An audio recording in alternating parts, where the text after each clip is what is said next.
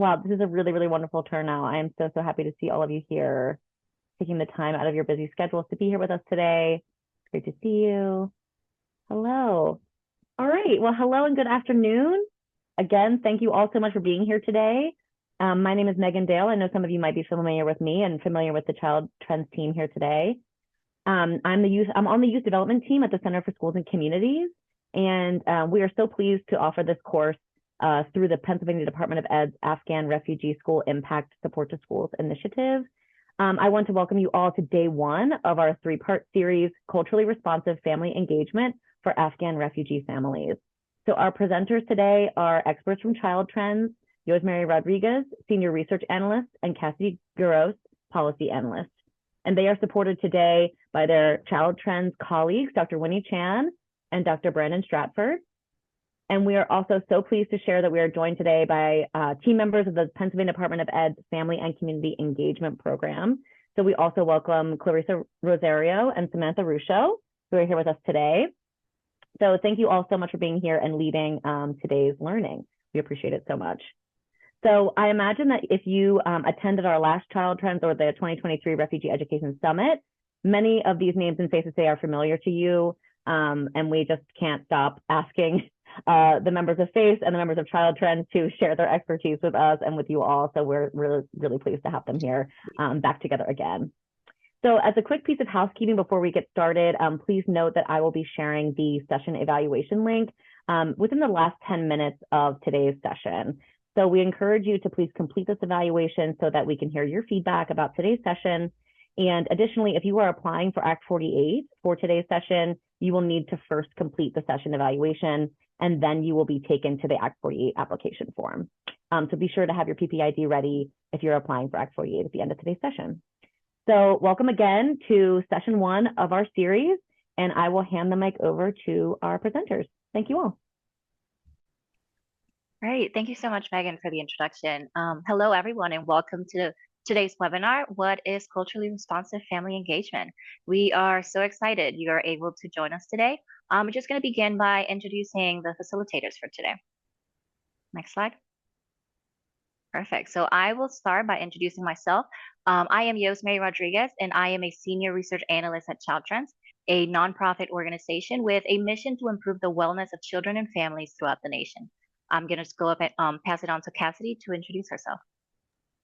Thank you, Yosemary. Hi, everyone. My name is Cassidy Guros, and I'm a policy analyst on the education team at Child Trends. Today, we're also joined by our colleagues Winnie Chan and Brandon Stratford, who some of you are going to meet during our breakout rooms a little bit later.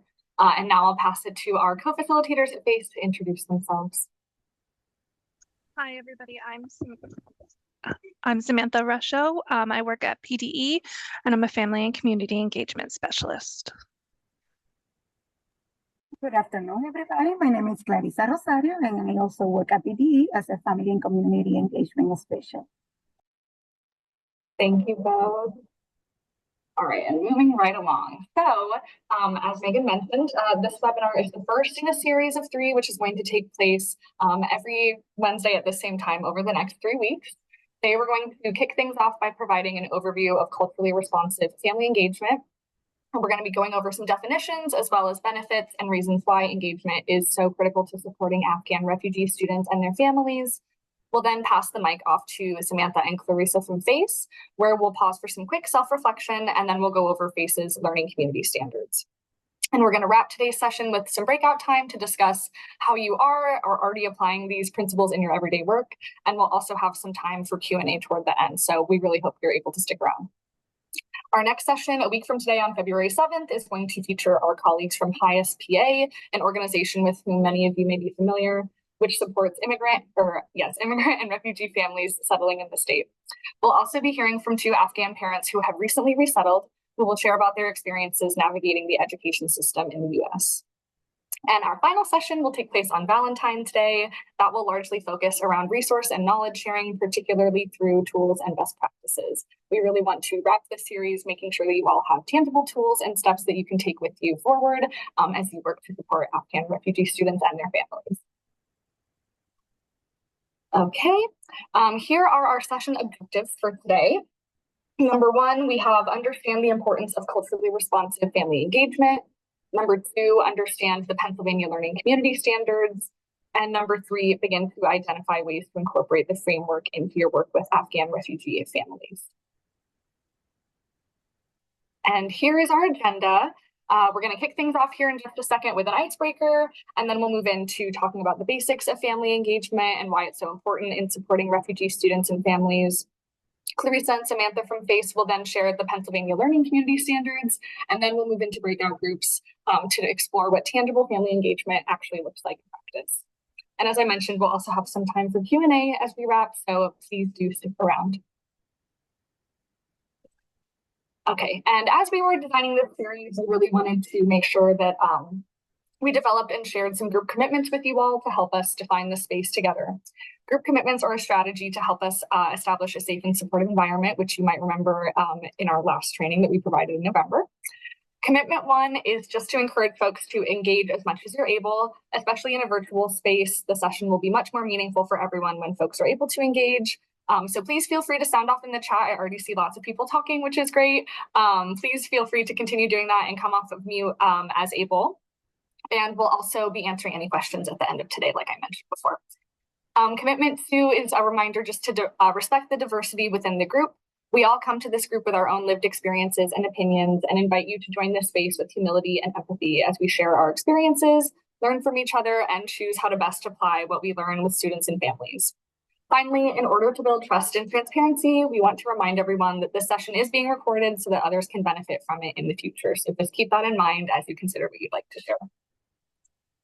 And everyone is overachieving. Everyone is 3 steps ahead of me. I see so many people already chatting in the chat already, but if you haven't already, please do take a minute to introduce yourselves with your name, pronouns, role, location, and also a hope that you have for this professional development series. And so many of you have already been doing that. So hi to everyone that has already been sounding off in the chat. We're so excited to be with you here today. There's so many folks that have already said hello. So excited to be with you all.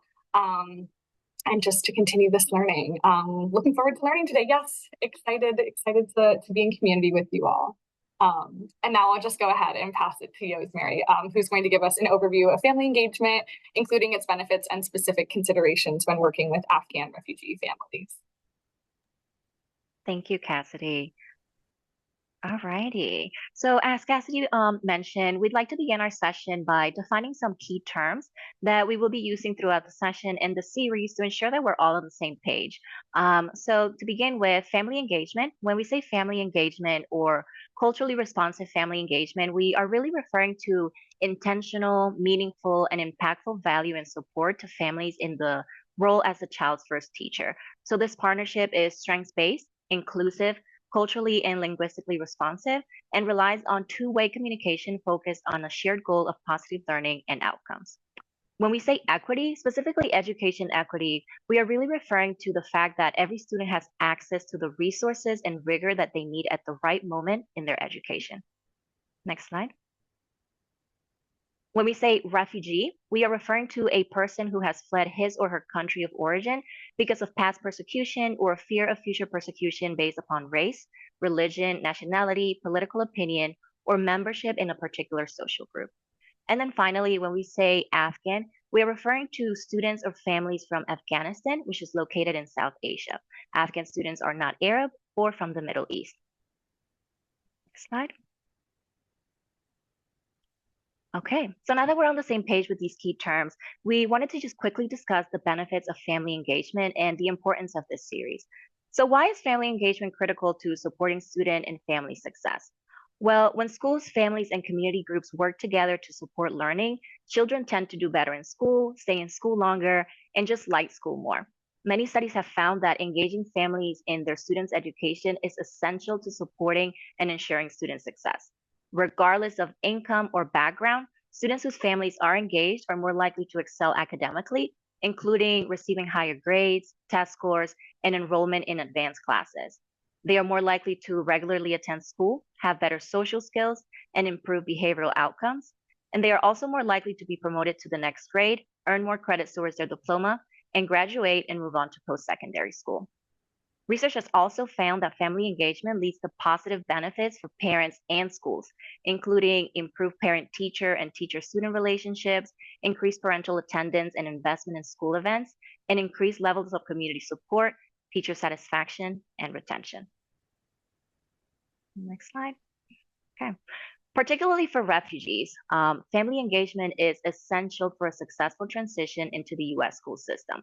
However, when working with Afghan refugee families, it is important that we remember that the culture of U.S. schools and the expectations for family engagement may be new to some families. In their home countries, some families may not have collaborated with school closely and actively because such action may have been viewed as interfering with professionals. In just a few minutes, Samantha and Clarissa will share with you some strategies that you may choose to use in your work with Afghan refugee families. But before we do that, we understand that everyone in this room has different levels of experience working with Afghan refugee families. So to ensure that we are on the same page moving forward, we wanted to share a few things to keep in mind when working with Afghan refugee families. So as I mentioned previously, families may be unfamiliar with the education system. So, however, they are likely to be highly educated in their home country. So it is important that we do not assume that parents or family members have no formal education or little education. The two primary languages spoken in Afghanistan are Dari and Pashto. However, many people speak regional languages that are less common. Afghan refugee families bring strengths and assets that manifest in their children and then can positively influence academic performance. So it is important that we don't lose sight of families' cultural strengths, their pride in their culture, their resilience, and the diversity that they bring into the school. And finally, most recent newcomer Afghan families come to the US through different immigration options. Many are in the US applying for asylum and/or special immigration visa, which means that their legal status is temporary and contingent. So I've been talking a lot about the benefits of family engagement and specific considerations for working with Afghan refugee families. So now I'd like to pass it on to Samantha and Clarissa, who are going to walk us through a framework that get into more tangible examples of what culturally responsive family engagement can look like. All right. Thank you so much, Rosemary. As you can see on the screen, we're going to do a self-reflection tool. The Wheel of Power and Privilege is a helpful tool to gain self-awareness and understand societal advantages and disadvantages we face based on the experiences of the aspects in our life. So the reflection exercise is aimed at fostering self-reflection and empathy. It's essential to approach this exercise with an open mind, curiosity, and commitment to self-growth and social justice. So we'll sit with this for the next minute or two before we go into the standards that the Pennsylvania Family Engagement Framework outlines. So while you're looking at this wheel, you can identify the aspects that you identify with and see where you have more power or you may feel more marginalized. You can reflect on your privileges or your disadvantage, and you can see where they intersect. You can consider your experiences based off of your power or privilege, explore the impact that allows you, and to take action as well. So as you can see on the screen, it's the Pennsylvania Department of Education's learning community standards that are found in the framework. Through many collaboration with many organizations, this was created in 2019. It's a very heavy document. Within the document, it starts out with common definitions like we did today. It has foundational practices, and it lists some supporting practices that go with each standard. We use culturally responsiveness as a container to ensure the framework carries out the best needs for your learning community. And you can ask the following questions when ensuring your strategy or practice you're planning is culturally responsive. So you want to measure if it's equitable, is it leveraging expertise and knowledge of the leaders and families in your community? Is it intentional relationship-based approach that is connected to at least one of the standards? Does it support the family as their child's guide in the educational process? And how will you measure the effectiveness of this practice? So we are going to start with the standard number 1, that is connect family to community resources that support their goals, interests, and needs. Creating opportunity with family to engage It's crucial and it's the great importance to building a family, an authentic family relationship. Relationship take time and we need to build that. So meet family where they are and support them in access community resources is an excellent, authentic relationship to help those families. So, for example, we need to ask our family, what are their goals? We need to meet them where they are and also help them with this. For example, can be a school liaison, translated resources and programs so they can understand, and also the new common programs that explain the USA education system to them. Next slide, please. And standard number 2, it's build partnership with families that are strength-based, authentic, reciprocal, and respectful. We all know that building relationship and trust with the family takes time. So please, we need to remember that the family is the first teacher of our children. So some way that we can support our family is to recognize that family knowledge and their strength. When we build activities or practices, we need to value the skill of the family, also their knowledges. So some example that it need to be like a strength-based approach, and I love that. It's the Be Strong Parent Cafe. I love it because you build relationship with them, and also they talk to each other about everything that's going on, and if they need help, it's more trusted in those kind of environment. Also, something that I love is the cultural potluck food celebration. We know that we all love food. So when there is food, we're saying to be like more authentic relationship in that one. Next slide, please. So standard 3 is partner with families to identify information, resources, and strategies to support them in their roles as teachers, models, encouragers, monitors, and leaders. To do this, you should establish effective communication, understand and respect cultural diversity, build trusting relationships, and collaborate on goal setting. Share information and resources. It's important to foster partnerships with the cultural community organizations and encourage their participation in educational initiatives. Regularly assessing and adjusting the supports for families to ensure the ongoing mutual growth.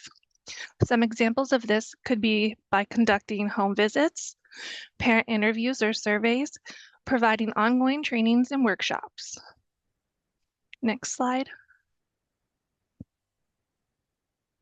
So standard 4 is provide intentional opportunities for families to connect and engage with each other. Creating culturally responsive opportunities for families to connect and engage requires a deep understanding and appreciation for diversity. By respecting and honoring the cultural backgrounds and experiences of families, you're ensuring your initiatives are meaningful, inclusive, and accessible to all. To do this, consider the following strategies. Understanding the cultural diversity within your families, incorporating diverse perspectives, seeking input from families, creating safe and inclusive environments, provide culturally responsive, relevant activities, support bilingual communication, and provide ongoing support and resources for these learning communities. So standard 5 is support families as they develop the leadership and advocacy skills. Learning how to obtain information or even ask for help can be sometimes scary.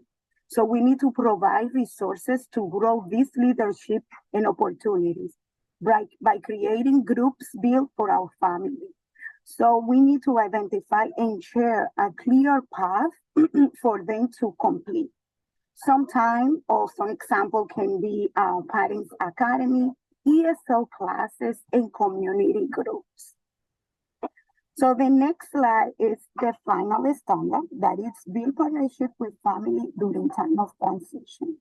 This standard is very close to me and very personal because transition happen many times over a lifetime.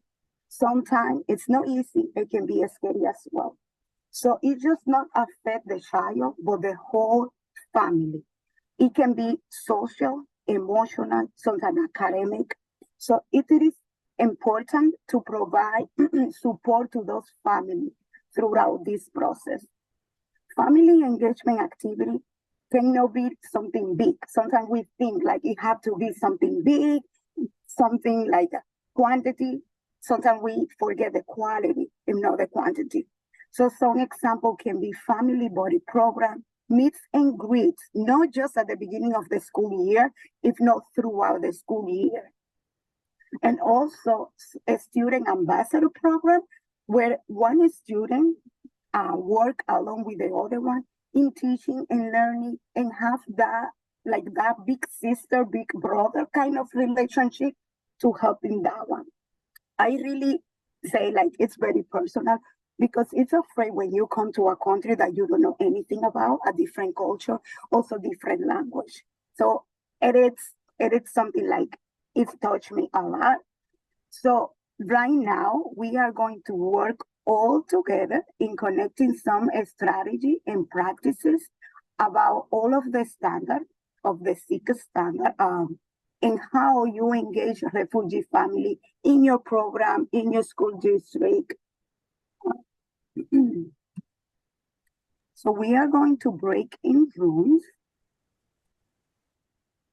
So for the next 25 minutes, we're going to engage in this activity that will allow you to learn from each other different practices that are occurring across the institutions and in organizations that engage refugee families. So you're going to randomly be assigned a breakout room corresponding with the 6 standards. In your group, you will have a facilitator and they will take notes so that you can share and engage. There will be 10 minutes where you can share the activities that you engage in, and then we will come back together. We will send you a reminder with about 2 minutes left to go. So it's 3:23, so it will come back at 3:33. So if you can send us to our breakout rooms. Welcome back, everyone. I hope that you have like a very good conversation and very engaging. Mine was great and I love it. For this final section, we really want to give you a chance to hear a little bit about what was discussed in each of the breakout rooms. So we are starting with room number 1. I think it is Brandon and Samantha, Sam. Okay, if you can share 1 or 2 strategies of what you discussed in your room, that would be great. So the standard was connect families to community resources that support their goals, interests, and needs. And I think it was commonly said around the room not to assume, listen and ask them to help you understand their needs so their voices are centered. And you don't have to recreate the wheel, use what's already in the community. That's great. Brandon? Yeah, so a couple of programs that folks in our group talked about. One is an annual international night where families can kind of sign up to host a table and share traditions, foods, other things to kind of help connect around culture. And then there was another person who shared a brand new program that is just starting. So we have to check back with her in a couple of months, see how it's going, but cultural navigation program where they're actually training folks from the community who share some similar experiences and also speak the language of families who would get assigned this cultural navigator. And importantly, they are paying these folks. They're not asking them to just do this out of the goodness of their hearts, but they are making sure that they get training and that they get paid. Big shout out to Sally Lopez. She's on this call. She's the one who got the grant. So if you have any questions, ask her. Sally, great job. Winnie, do you want to? Yes, we had some really great ideas shared by the group. One idea was that really lean into and leverage the family member expertise. So for example, they do presentations for each other a family member who is a dentist in their home country came and talked about oral health. How amazing is that? And then we also have folks share that, you know, having bilingual programs it's great, because even for newcomer students who may or may not speak their home language, they could learn their home language at school. And also there one person talked about the newcomer academy and the importance of meeting basic needs and make this a community event, so folks feel comfortable taking food home, folks feel comfortable helping each other out. So lots of great ideas. And don't forget public library. Public library has a lot of resources for our families as well. So thanks for everyone in group 3 that shared. We're going with room 4, just Mary. Yes, thank you. This is so exciting hearing all of the things that have been shared in the groups. So my room was standard 4, so providing intentional opportunities for families to connect and engage with each other. So a few great examples were shared. They mentioned the newcomer academies, which at their school is open to all students, immigrant students, not just refugee students, but it's an academy that offers like family activities and programs, and just really educates the families on U.S. schooling and the system and the law. So it just really brings different families together to learn into this new transition, as you were saying, Clarissa, into this new country.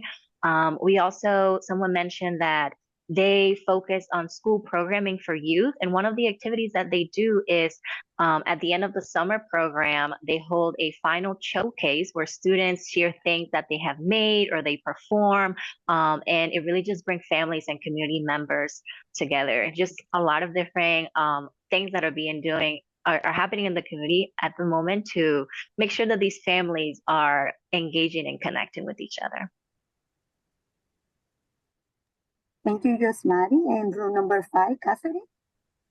Yeah, this is so great to hear from everyone. I feel like a lot of what I'll be saying is pretty reiterative, but we had a really robust discussion in group 5 with standard 5, which is support families as they develop their leadership and advocacy skills. So we talked a lot about actually the program that it looks like they talked about in group 2, the cultural navigation program, which sounds fantastic. I really do hope that we get a follow-up from that. It really just sounds like such a wonderful resource for everyone. So that was great to hear about. I think like language acquisition in general, we heard, ESL classes. We had someone speak about their natural language acquisition curriculum and really kind of encouraging joy to be put back into learning as a focus for families and students, which I think is great.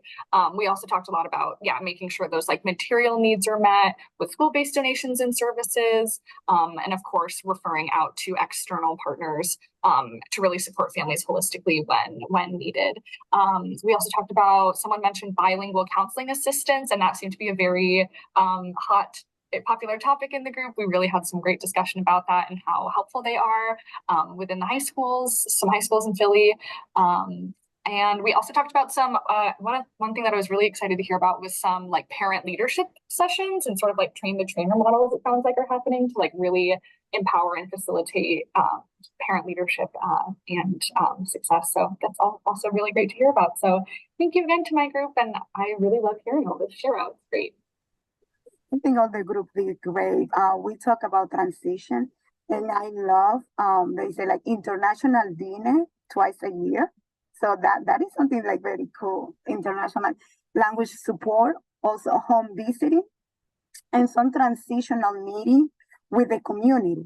Not only like, oh, let's do a meeting in the school. No, I love, I think it was ED school district, which is like, they go with the community leaders, exactly with them, and also help to listening section and help them with physical resources, also academic resources, and social. So everything, it's like you are doing a very wonderful job in the work of the not only refugee family but also immigrant parents, immigrant families. We have everything. ELL student, like we were talking about a lot.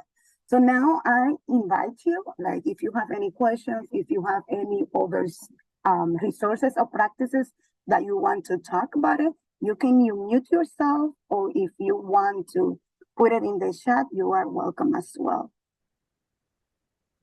Oh, Sally, if you mute yourself and explain a little bit about the cultural navigation program, that would be great. Sorry to put you on the spot. No worries. Thank you. Thank you to my friends on the call. No, I'm just kidding. Yes, we are in the process of starting our own cultural navigation program at CAIU 15. The impetus behind all that is to center the expertise and leadership that already exists in our culturally and linguistically diverse families. So I did want to just, center that we got the idea from Lancaster, Lebanon, IU 13. They have a very established cultural navigation program. And there's a lot of resources from Patan at the state level. Maria Ronneberger has also put out some patent pods related to cultural navigation. So if you're interested in learning more, kind of like what are the basic principles behind cultural navigation and what does it look like, I'd encourage you to check out those videos from Maria. Thank you, Clarissa, for giving me a moment to speak. Of course. Melanie? Hi. So I'm an ESOL teacher in the Allentown School District. And, I've been thinking about how to be more culturally responsive. I've worked with some individuals who maybe need some real work in that area. And in working with my high school students last year and this year, I came up with the idea of going straight to the source, right? Like asking the kids, what do you think that your teacher should know about you and your culture and the, your home country and your language and things like that? Like what do you wish that your teachers thought? What do you wish your teachers knew about you before you walked in their classroom, basically, right? Like I've learned so much from my kids over the past, year and a half. And so I applied for a grant from the Allentown School District Foundation to be able to write a book with my students on this topic. I plan on, getting it published with an ISBN number on my own, but any proceeds that would be made would go into then a scholarship, a grant fund, I guess, really, that would be directed towards a senior at our high school who is planning on going into a profession that works directly with English language learners so that, they get right back in the game with it and share, their own experiences. And I think that, I don't know, like to me, going right to the source, like what do I need to know? They're the best, they are the experts. So I just, it's just an idea I had that I wanted to share. I love that idea, Melanie, because you are giving the student a voice. Not only like you are sitting down there just to learn. No, I want to listen to you too as well. So I love that idea. Anybody else? So let's continue to the next slide, please. So how can Clarissa and I help you at the Department of Ed? We have a website and it's on the top right corner of the slide. It's broken down to have the framework. There's also some companion guides that we have 7 languages translated so far. Then we have resources that are broken down for the LEAs, just community organizations and families, so that they can find the resources that they need for them. Then we also have a survey to do a needs assessment. It surveys the families, the schools, to see where they're at in their journey so they can goal set. We also would love to do community resource connections throughout the state.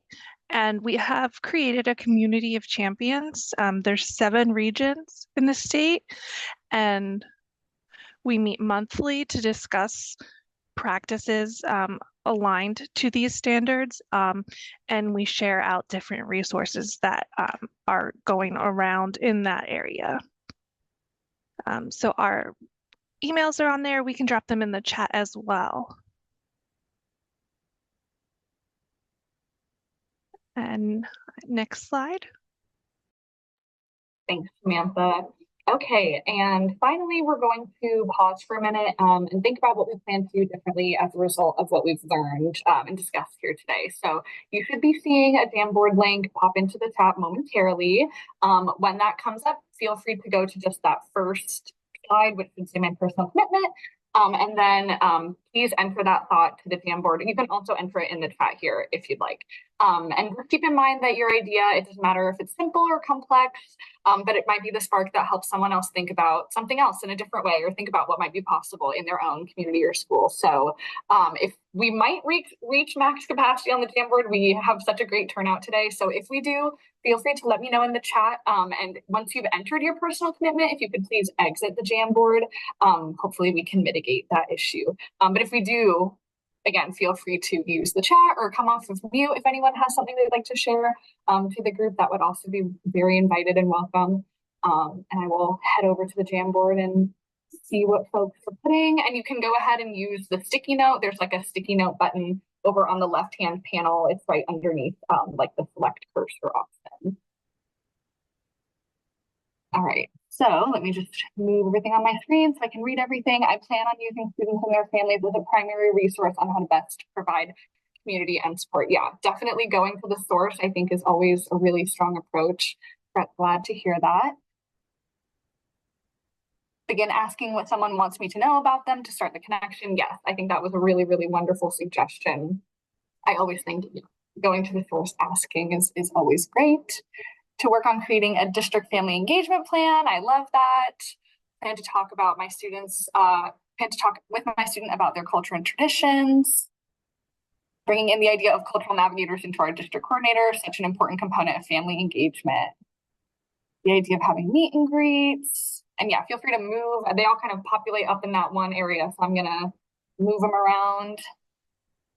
Plan to establish greater parent communication by hosting more events that interest them. Yeah, definitely survey the parents, whatever, see what they respond to, ask what they want.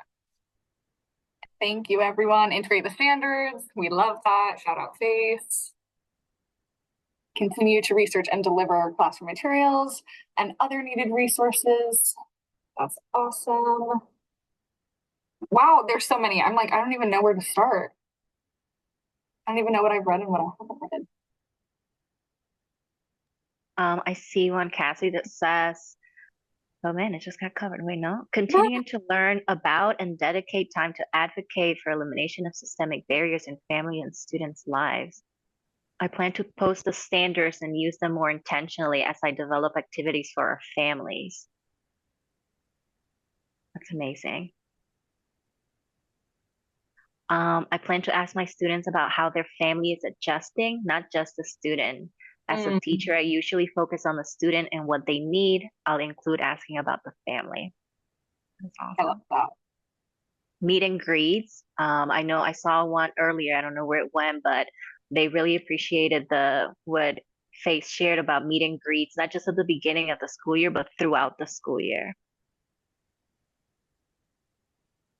Acting with translation services. Yeah, that is always really key. Is making sure you have interpretation and translation available and at the ready.